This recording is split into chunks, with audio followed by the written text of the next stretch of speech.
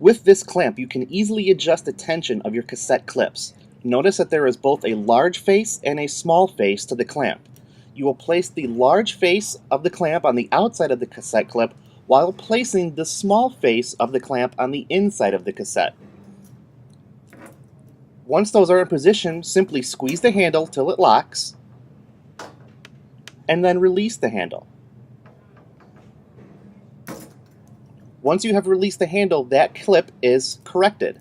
Now, simply place the small face on the inside again and the large face on the outside of the cassette and close. Release the clamp, and this cassette is completely fixed. After these adjustments, the cassette will both close and open with much less force.